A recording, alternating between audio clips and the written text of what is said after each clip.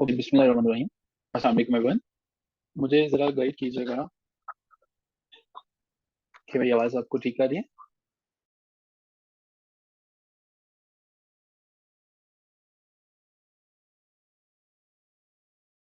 अपने सेशन की तरफ बढ़ते हैं और मज़ीद जो है वो चीज़ें समझने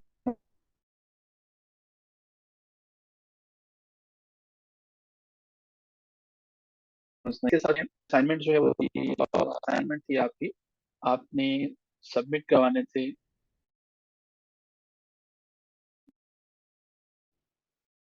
कि मैं महसूस कर रहा था कि मुझे जो है वो आप लोगों को मीन्स बताने चाहिए, क्योंकि आपको शायद प्रॉब्लम फेस करना पड़ रही थी। Is it so?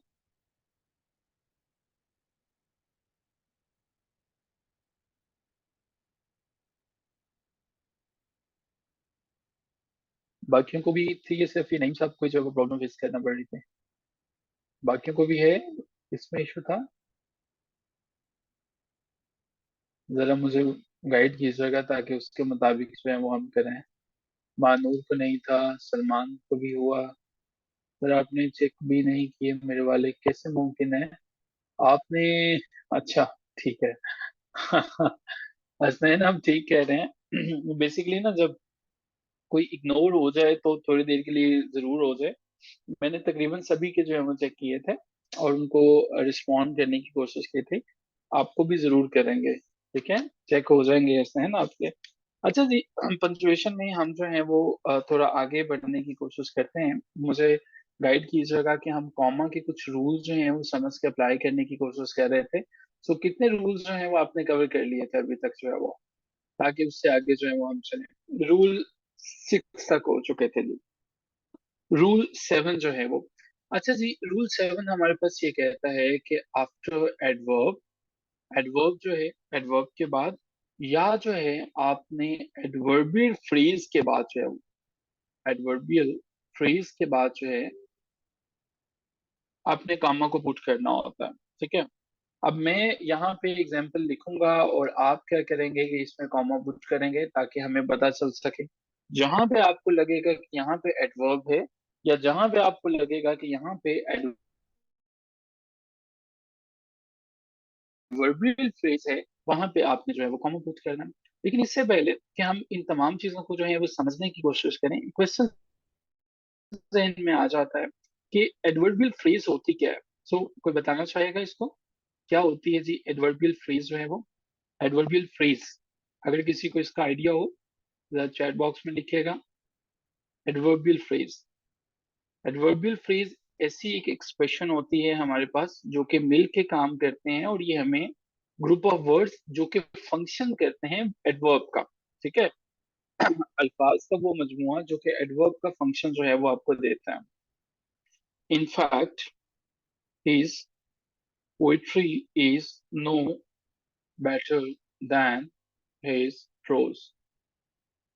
Ji participants, इसको आपने जो है वो अभी पंचुएट करना है, और ये मैंने जो है वो पुट कर दिया है चैट बॉक्स में। चाहें तो इसको कॉपी भी कर सकते हैं।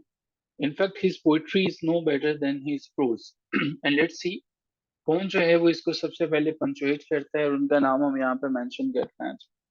In fact his poetry is no better than his prose. So जी, एडवर्ब जो है, एडवर्ब के बाद या adverbial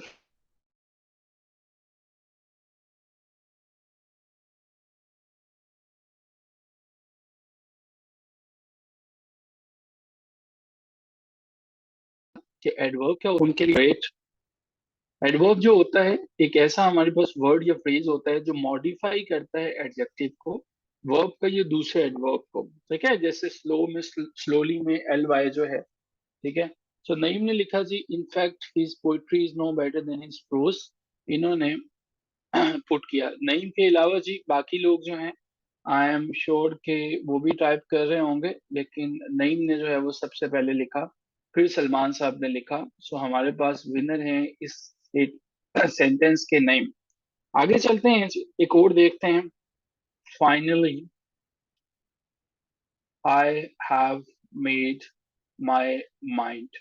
ji participants, finally I have made my mind. इसको कीजिएगा, लेट्स सी कौन इसको सबसे पहले पंचुएट करता है। इंशा ने लिखा है फाइनली के बाद है, लेकिन ये गलत है, कुछ और भी आना है। कहीं और भी कुछ आएगा। ये सेंटेंस पंचुएट होने के बाद कुछ और भी आना है, वो देखिएगा कहाँ पे आएगा जी। शायद एंड पे भी आपको एक फुल स्टॉप जो है वो लगाना पड़ेगा इसमें। Yes, great Insta. ओके, अब हम जो है इसको समझ चुके हैं। एक थर्ड सेंटेंस और फिर आगे बढ़ जाते हैं। To sum it up, my business is no more. जी पार्टिसिपेंट्स, यहाँ पे मुझे बताइएगा कहाँ पे आएगा। टू सम इट अप में कहाँ पे आएगा। Okay great, great. अगर ये समझ में आ गया तो अब हम रूल 8 की तरफ बढ़ते हैं। रूल 8 में हम क्या करेंगे, देखिए रूल 8 में समझ लीजिएगा, हमारे पास जो है वो, ढंग से सुनिएगा इस बात को और फिर जो है वो हम आगे चलेंगे। मैंने लिखा बिफोर, फिर मैंने लिखा and after, before and after. अब जहां जहां पे आपको कोई पेरेंथिक एक्सप्रेशन को ऐड करना है,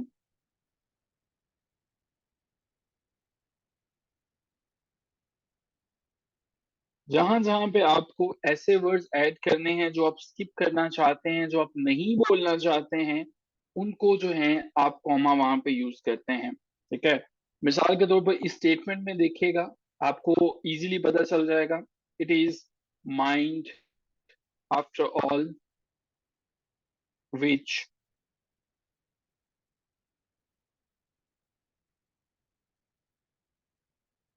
does the work of the world. जी, इसको देखते हैं जी।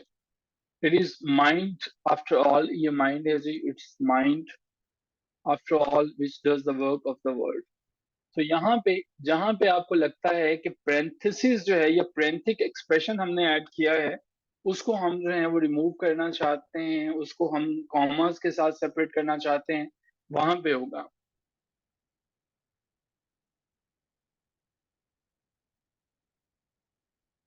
जिस पार्टिसिपेंट्स क्या होगा जी यहाँ पे, मैम हादिया, इंशा, हसनैन, नईम, महानूर, सलमान, इमरान, क्या आएगा जी। अगर नहीं आता तो आप सिंपली लिख सकते हैं नो, ताकि मुझे पता चल सके कितने लोगों को नहीं पता, और फिर मैं इसे पंचुएट कर दूं आपके लिए।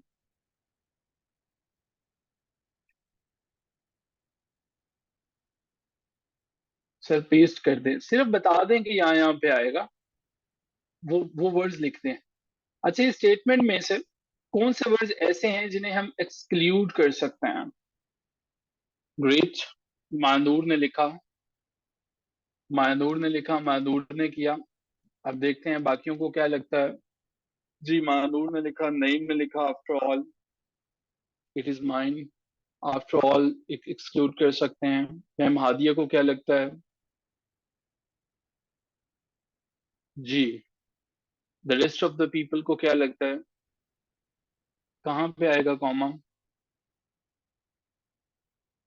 मानूर ने इसको बिल्कुल ठीक लिखा। यहाँ पे हम जो है वो it is mind after all जो है, और यहाँ पे हम कॉमा पुट करेंगे। ठीक है, इसको हम एक्सक्लूड कर सकते हैं, इसको हम जो है वो, मैंने रूल बताया before and after that particular expression, जिसको अगर सेंटेंस से निकाल भी दिया जाए तो उससे सेंटेंस के मीनिंग में कोई फर्क नहीं पड़ेगा। दूसरा देखिएगा, his behaviour to say the least was very rude। जी participants, his behavior to see the least was very rude। ये मैं पेस्ट कर देता हूँ, जो इसको एडिट करना चाहें वो कर सकते हैं। his behavior to say the least was very rude, इसको जो है वो पंचुएट करना है आपने, अभी कॉमा पुट करना है। Yes participants,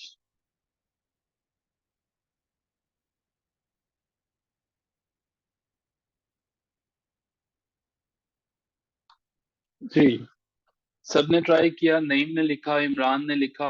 Imran, welcome to the session. Manoor ने लिखा। चलें हम देखते हैं कि किस किस का ठीक है। इंशा ने लिखा। सलमान साहब ने नहीं लिखा। हादिया ने नहीं लिखा। सलमान ने लिखा। हादिया, आपको क्या लगता है यहाँ पे क्या आएगा? कहाँ पे आएगा? नंबर 3 पे जो है वो हम मजीद देखते हैं। जी, ग्रेट हो गया जी, आप सबका ठीक है। लेकिन सबसे पहले इसको हमारे पास जो है वो अटेम्प्ट किया था नईम साहब ने, जो है वो। So Naeem is going to be the winner of this particular sentence, और देखते हैं कि सबसे ज्यादा आज कौन जो है वो इसको पंचुएट ठीक तरीके से करता है। ओके जी, number 3 and the last one is story in several ways impossible। Okay जी, अब यहाँ पे बताइए जरा, इस story in several ways impossible, बल्कि यहाँ पे इज इम्पॉसिबल करना। जी,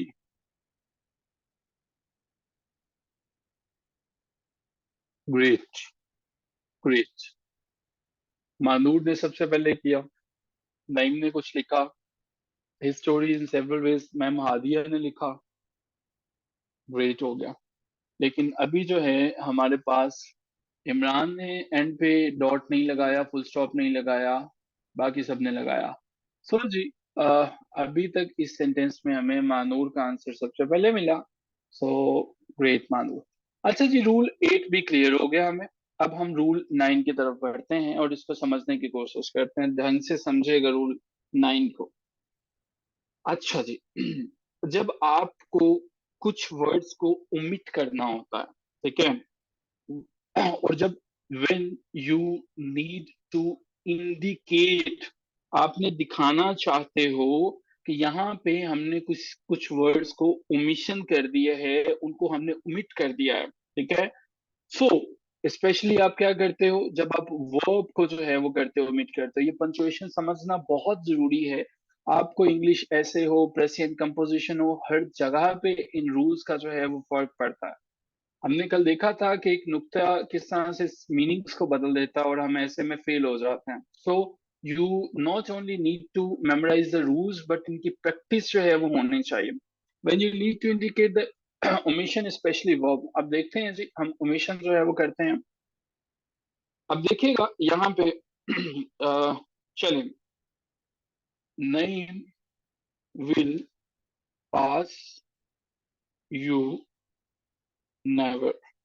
जी participants, name will pass you never. अब इसको जरा कीजिएगा, नहीं विल पास यू नेवर। यहाँ पे आपने इंडिकेट करना है ओमिशन को, ठीक है। जहां पे आपको लगता है कि यहाँ पे ओमिट किया जा रहा है, वहां पे आप क्या करोगे? वहां पे आप कॉमा पुट करोगे। नहीं, क्या लिखा हुआ है? यू लिखा हुआ है, सेंटेंस लिखे ना पूरा, नहीं विल पास यू नेवर। पीछे रह जाएंगे नहीं। नहीं will pass you never. Manur ने कोशिश की है, अच्छी कोशिश की है, लेकिन आपको मैंने पहले भी बताया था कि बिफोर एंड आफ्टर। सो उस वाले रूल नंबर 8 को जो है वो आपने नहीं भूलना। सो इंडिकेट करना है जब आपने before and after that particular word. So जी, नहीं विल पास यू नेवर। नहीं will pass you never. Okay, नहीं विल पास यू नेवर। अभी तक हमारे पास ठीक आंसर नहीं आया, वो कि मैंने बताया है। मानूर ने लिखा वंस अगेन, नहीं will pass you never. Okay जी, ग्रेट हो गया। आगे चलते हैं। हादिया का क्या आंसर है जी?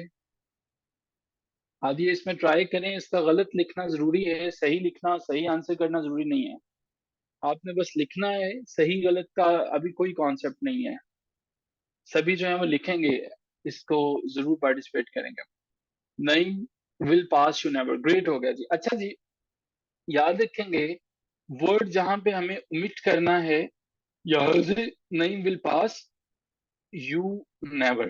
ठीक है, हमने रूल ये समझा कि जहां पे हमें ओमिशन को डिस्कस करना है, बताना है, इंडिकेट करना है, वहां पे हम कॉमा पुट करेंगे उस वर्ड से पहले भी और बाद में भी। अब दूसरे वाले को इस रूल को याद रखना है और आपने अब इसके अंदर जो है वो इसको पंचुएट करना है। वेल्थ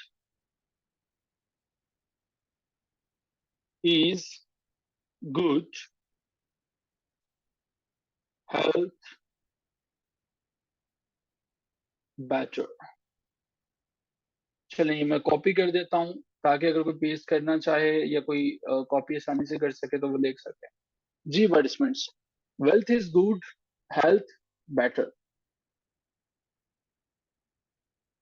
मानूर ने लिखा, ग्रेट हो गया। सही कौन सा है ये हम बाद में बताएंगे। Wealth is good, health better, great हो गया। लेट्स सी बाकी जो है वो पार्टिसिपेंट क्या करते हैं ताकि हमें उनका भी पता चल सके। अभी तक सही क्या है, कहाँ पे है, ये नहीं पता। अभी हम सिर्फ जो है वो देख रहे हैं कि कौन कौन कर रहा है। जी पार्टिसिपेंट्स, मोहम्मद इमरान ने लिखा, ग्रेट। क्विकली क्विकली अब हमें आज कॉमा को खत्म करना है। Wealth is good, health better. Okay, okay, great.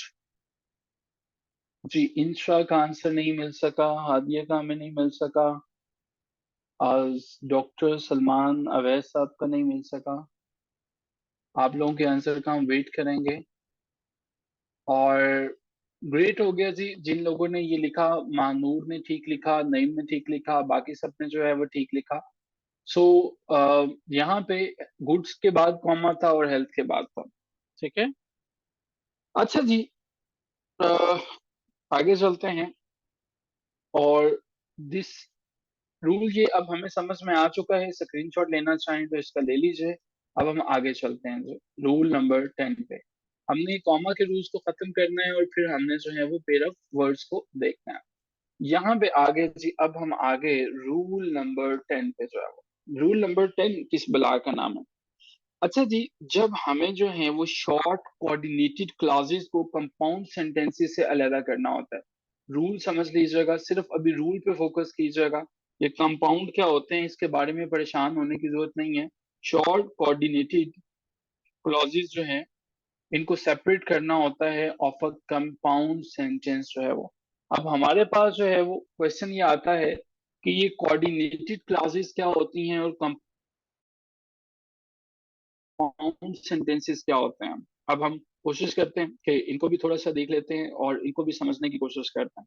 Compound sentence जो होता है, याद रखिएगा, कंपाउंड सेंटेंस जैसा कि नाम से जाहिर है कि कंपाउंड है, मिक्सचर है दो चीजों का। इसके अंदर जो है वो दो क्लॉजेज होती हैं। कंपाउंड सेंटेंस जो है वो अगर आप इसको एक मेन हेड लें, एक मेन हेडर हमारे पास कंपाउंड सेंटेंस है। इसकी दो जो है वो हमारे पास क्लॉजेज होती हैं। क्लॉजेज क्या होता है हमारे पास, what is the definition of clause. Clause मैंने बताया था क्या होती है जी। क्लॉज एक ऐसा हमारे पास ग्रामर का यूनिट जिसमें हमारे पास जो है वो सब्जेक्ट भी होता है और प्रिडिकेट भी होता है।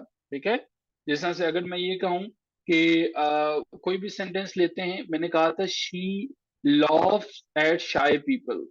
She laughs at shy people. तो अब मुझे बताइएगा कि शी लॉफ्स जो है ये क्लॉज है या फ्रेज है।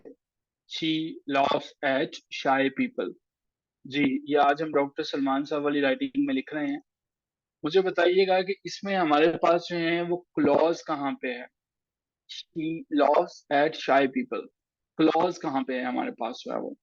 क्लॉज कहाँ पे है जी, क्लॉज कहाँ पे है।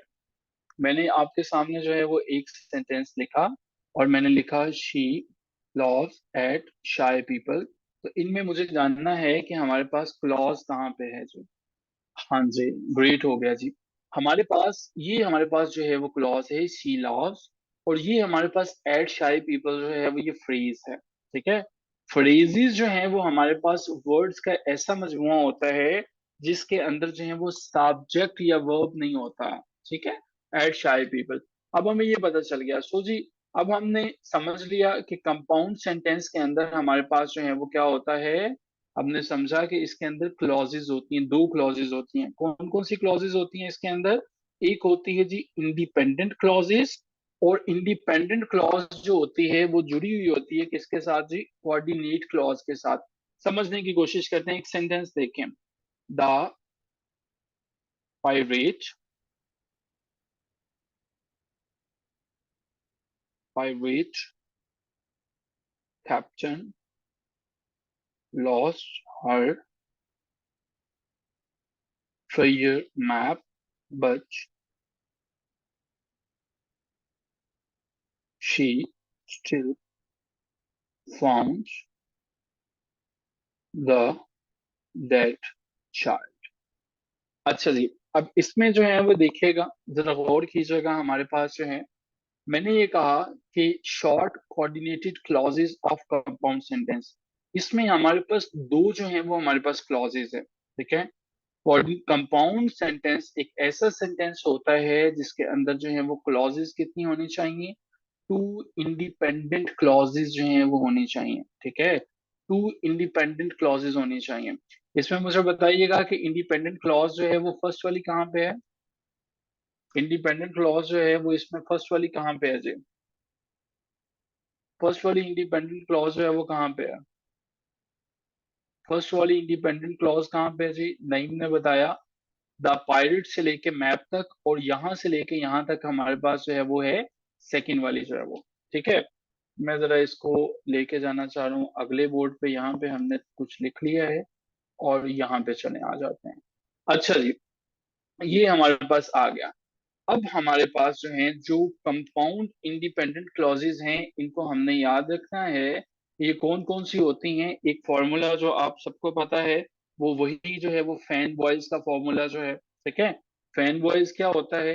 F for E for and, N for, N for किसके लिए? नॉर, बी फॉर बट, और इसके साथ साथ हमारे पास और है, येट है, या सो है, ठीक है।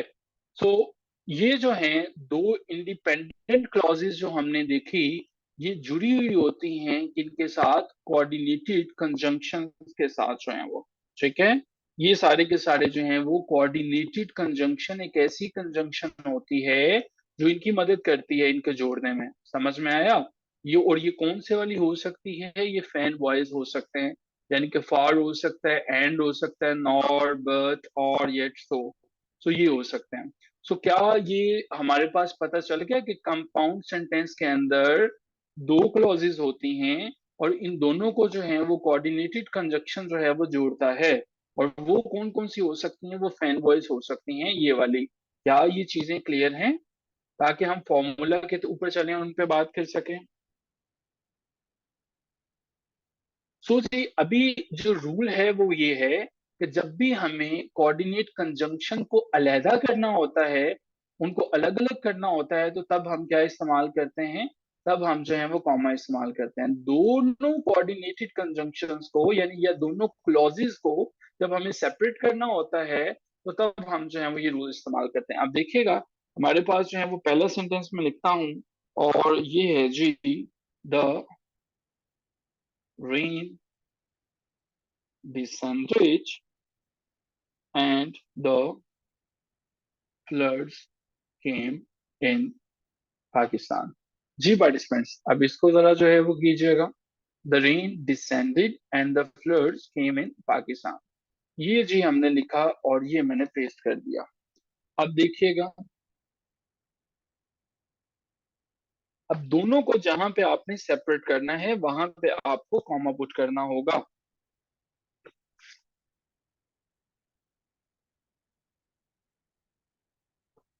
जी पार्टिसिपेंट्स, इसको जरा करने की कोशिश कीजिए।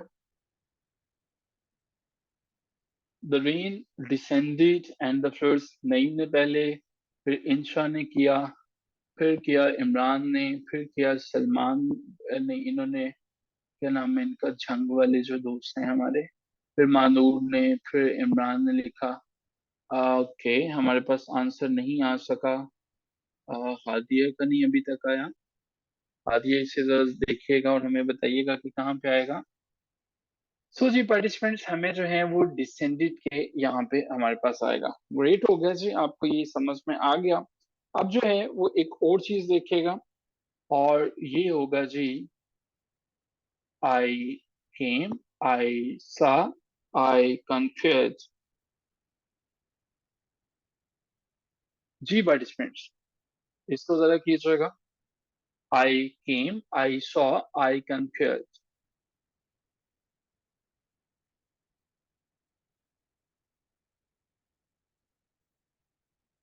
यहाँ बताइएगा जरा कहाँ कहाँ पे आएगा।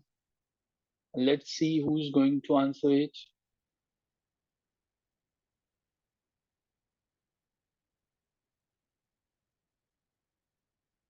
ग्रेट हो गया। इमरान इंस्रा ने लिखा सबसे पहले, महानूर ने लिखा, नईम ने लिखा। ओके। सो जी, हम जो है वो यहाँ पे ग्रेट हो गया जी, ग्रेट हो गया, हसनैन ने लिखा।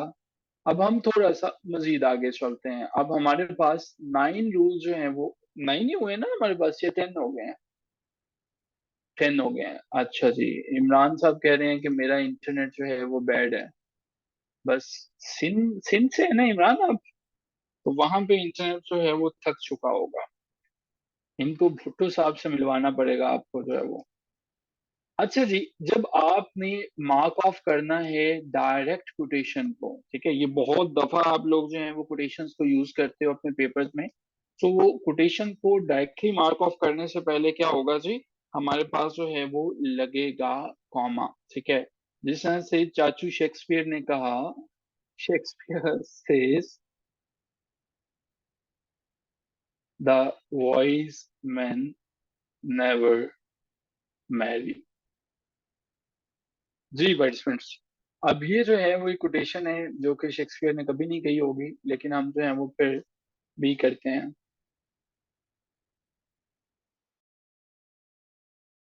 लेकिन फिर भी जो है वो हमारे पास कोऑर्डिनेटिंग कंजंक्शन नहीं है, लेकिन हम इसे कॉमर्स के साथ जो है वो करेंगे। ये कोटेशन है बेसिकली, ये कोटेशन है नहीं, और ये कोटेशन है जनाब हमारे पास ली गई जूलियस सीजर से। ठीक है, सो कोटेशंस के अंदर जो है वो हमारे पास नहीं भी होगी तो हम करेंगे।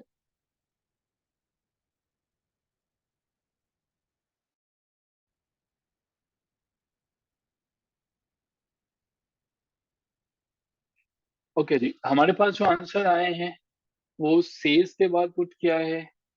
नईम ने लिखा है, इमरान ने, मानूर ने, हुसनैन ने लिखा है। नहीं आंसर हमारे पास आ सका अभी तक हादिया का, इंस्रा का, सलमान का। आपके आंसर हमें नहीं मिल रहे हैं, तो जरूर लिखिएगा। डेफिनेटली अगर आप लिखेंगे नहीं तो हमें कैसे पता चल सकेगा कि आप जो है वो समझ रहे हैं कुछ जो है वो। ठीक है। The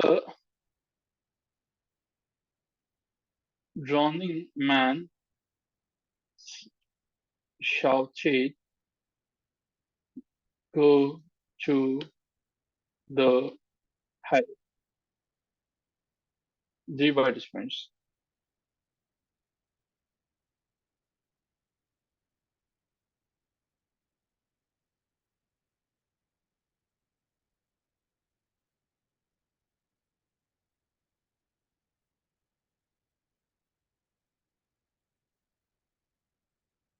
yes.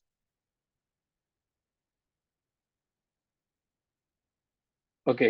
अब आपने एक चीज जो है वो याद रखनी है।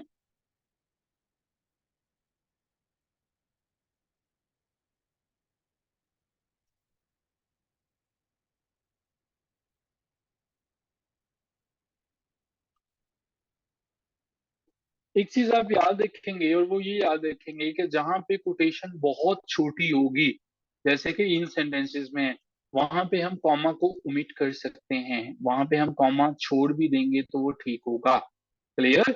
आप लगा दीजिएगा, लेकिन अगर यहाँ पे आप मिस भी कर देते हैं, जहाँ पे कोटेशन बहुत छोटी है, तो वो क्या होगा, आप जो है वो वहां पे इसे स्किप कर सकते हैं। ठीक है, स्किप कर सकते हैं। अच्छा जी, अब रूल नंबर 12।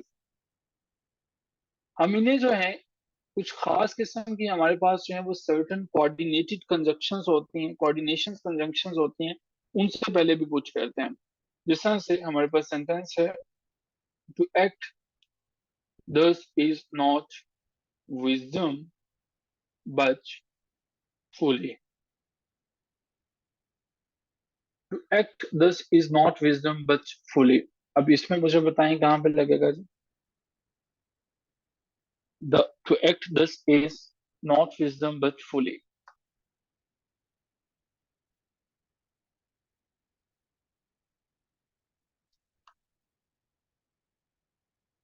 ग्रेट। नहीं, में इसको जो है वो बिल्कुल ठीक लगा। ओके जी पार्टिसिपेंट्स, नेक्स्ट हम चलते हैं क्विकली। अब रूल नंबर 13 की जो है वो हम बात करते हैं।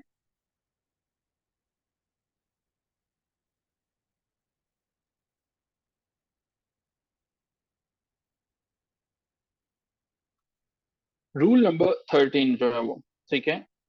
अब जहां पे आप किसी चीज पे एम्फसाइज कर रहे होते हो, जब आप किसी चीज पे जोर दे रहे होते हो, उसको कॉमा से सेपरेट किया जाता है, ठीक है। जिस तरह से ये देखिएगा, रियली रियली आई से एंड टू यू। अब इसको जो है वो जरा कीजिएगा, रियली रियली यकीनन होता है जी, रियली का मतलब जो है वो लाजिमन।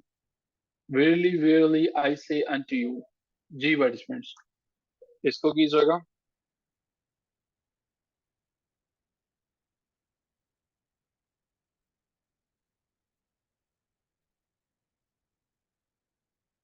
इसको जो है वो करें। रूल 12 में हमने डिस्कस किया था कि यहाँ पे जहाँ पे हमने अभी कोऑर्डिनेशन कंजंक्शंस को डिस्कस किया है ना पीछे, कि जो हमारे पास फैन बॉयज वाला फॉर्मूला था, तो ये बट वगैरह जहां पर भी ये आ जाएगा ना इमरान, ये वाले वर्ड्स आ जाएंगे, इनसे पहले भी आपको जो है वो कॉमा पुट करना है, जैसे हमने इसको डिस्कस किया था, ठीक है। ये वाला जो है वो, ठीक है, वही सेम चीज जो है वो आ गया है रूल पर। मानदूर ने लिखा जी, नईम ने लिखा, इंशा ने लिखा, डॉक्टर सलमान साहब ने नहीं लिखा, हादिया ने नहीं लिखा। आई थिंक आप लोग कहीं बिजी हैं। आप बिल्कुल भी नहीं लिख रहे हैं। अच्छा जी, आखिरी रूल जो है, उसके बाद हम जो जो है वो आगे चलते हैं जी। आप जब भी डेट लिखोगे रूल 14 में, जब भी आप जो है वो क्या करोगे, डेट वगैरह मेंशन करोगे। अगर तो डेट को हमेशा आपने मेंशन करना है, DECEM दिसंबर 27, 1990, ठीक है। अगर जो है वो आपको सिर्फ डेज का बताना है, ठीक है, आपको सिर्फ महीने का बताना है, डेट का नहीं बताना है, ठीक है, या आपको जो है वो सिर्फ डेट और महीना बताना है, तो आप इसको किस तरह से लिखोगे, like Naeem was born on December 27, ठीक है। हम इस तरह से जो है वो लिखेंगे। या आप जो है वो ये भी लिख सकते हैं कि आई मेट इमरान खान इन अप्रैल 2017, ठीक है। अब ये देखें, पूरी डेट लिखनी है तो हमें इस तरह से लिखेंगे। अगर सिर्फ मंथ बताना है तो और डेट बतानी है तो वो इस फॉर्मेट में लिखेंगे। और अगर हमें सिर्फ महीना बताना है और साल बताना है तो वो इस फॉर्मेट। तीनों की तीनों चीजें क्लियर हैं आपको? क्या ये चीजें क्लियर हैं? कॉमा के बारे में हमने यही सारी की सारी चीजें जो हैं वो डिस्कस करनी थी। अब हम जो है वो सेक्शन 2 की तरफ मूव करते हैं। जी क्लियर हो गया। सेक्शन 2 में आपकी एक असाइनमेंट है और उसमें आपने डेफिनेटली कुछ पेयर ऑफ वर्ड्स को देखना है। आज पेयर ऑफ वर्ड्स में वर्ड्स जो है वो मैं क्लियर करता चला चला जाऊंगा, ताकि अगर आपको जो है कोई प्रॉब्लम है तो आप उसको अभी डिस्कस कर लें। सो जी पहला हमारे पास जो वर्ड है वो है ब्रॉल। BRAWL, brawl. ब्रॉल किसको कहते हैं? वॉल कहते हैं। आपने अक्सर देखा होगा कि आप गली मोहल्ले के अंदर जो है वो नॉइसी झगड़ा हो जाता है, जिसमें डिसऑर्डर हो जाता है।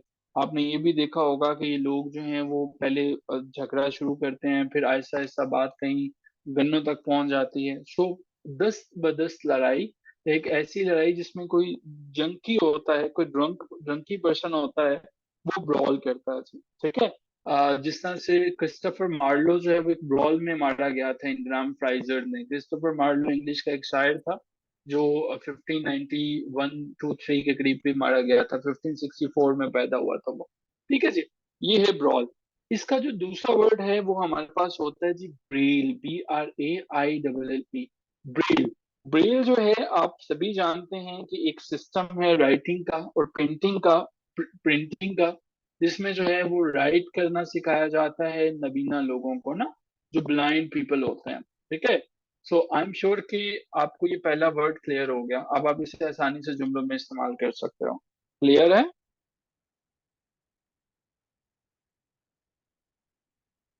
ग्रेट जी। नेक्स्ट हमारे पास वर्ड है जी ब्रीच, BREACH, ब्रीच। ब्रीच कहते हैं किसी चीज का ब्रेक कर देना, ब्रीच कहते हैं किसी चीज के अंदर जो है वो फिशर आ जाना, ब्रेक कहते हैं किसी चीज के अंदर गैप आ जाना। ठीक है, और ये जो ब्रीच होता है, BREECH जो है वो ब्रीच, ये जो गन होती है ना, जब आप गन पकड़ते हो तो उसका एक हिस्सा वो होता है जो आपके कंधे से आके लगता है, जब आप फायर करते हो तो वो कंधा पीछे को भी थोड़ा सा होता है। उस हिस्से को, जो हमारे पास गन का वो हिस्सा जो पीछे आपके कंधे के साथ अटैच होता है, उसे हम कहते हैं ब्रीच। ठीक है, the back part of the gun. So अगर आपको टू वाला भी क्लियर हो गया मीनिंग, तो 2.C लिखें ताकि मुझे पता चल सके कि दोनों के मीनिंग्स क्लियर है। 1.C तो हो गया था, 2.C लिखिए जरा। ग्रेट, नईम को क्लियर हो गया, इमरान को क्लियर हो गया। I just want to check it out कि कितने लोग जो हैं वो हैं। हम मीटिंग को दोबारा ज्वाइन करेंगे जैसे ही खत्म हो जाएगी उसी लिंक से। स्क्रीनशॉट लेना चाहें कोई तो इसका ले सकते हैं। ठीक है, ठीक है, ओके, मानूर को हो गया, इंशरा को, हादिया को, आपको नहीं हुआ?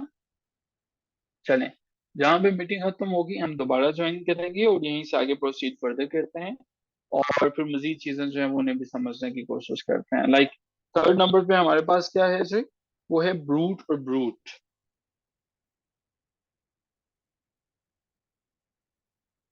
अब BRUTE और BRUIT, इनके ऊपर बात करते हैं मीटिंग को दोबारा ज्वाइन करने के बाद।